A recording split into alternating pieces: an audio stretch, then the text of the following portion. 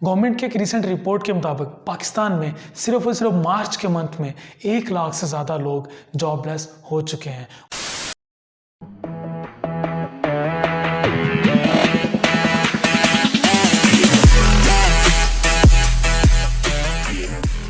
और अभी अप्रैल के मंथ में more than 150,000 people will be jobless. और इसी तरह से अगर यही सिनेरियो रहा कोविड-19 का, तो मई के मंथ में इससे भी ज़्यादा लोगों के जॉबलेस होने का खदशा है। और जो कि सिनेरियो नज़र आ रहा है इंटरनेशनल मार्केट का, तो ये लग रहा है कि 2020 के एंड तक की बात चलेगी।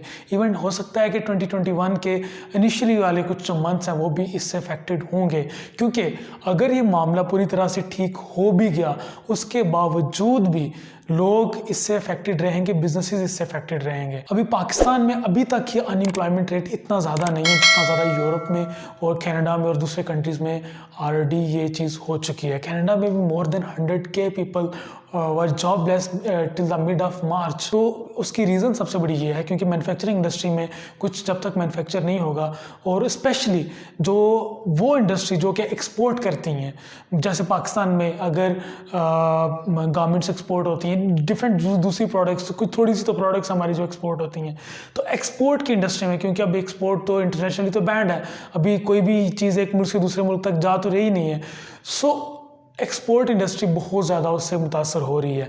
एक ही बिजनेस, एक ही इंडस्ट्री जो अभी तक फ्लरिश कर रही है और इसमें पॉजिटिविटी हमें नज़र आ रही है, that is IT industry.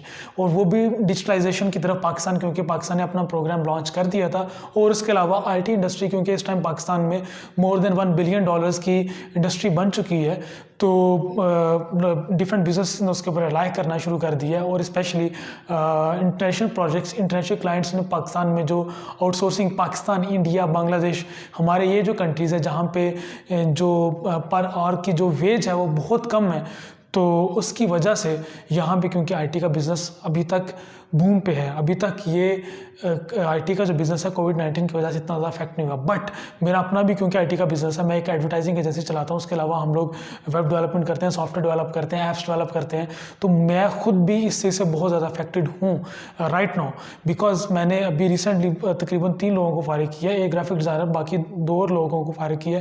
Reason यही थी क्योंकि सैलरीज, अब बंदा ये तो पता है कि चलो 2 मंथ तक और सर्वाइव कर लेंगे अपनी सेविंग से, लेकिन उसके बाद क्या होगा किसी को कुछ पता नहीं है, क्योंकि नए प्रोजेक्ट्स तो आ नहीं रहे हैं। बेशक बिजनेस IT का हो, किसी भी चीज़ का हो, चलना तो क्लाइंट से है। अगर आपका बिजनेस प्रोडक्ट ओरिएंटेड है फिर और चीज़ है, लेकिन अगर आप सर्विसेज बेस्ड बिजनेस चला रहे हैं, बाहर से प्रोजेक्ट्स पकड़ के पाकिस्तान में कर रहे हैं, देन इस स्टेज पे, अभी इस मौके पे कोई भी क्लाइंट नई इन्वेस्टमेंट नहीं निकाल रहा। जो भी उनके प्रोजेक्ट्स ऑलरेडी चल रहे हैं, सिर्फ उन्हीं को वो कंटिन्यू कर रहे हैं।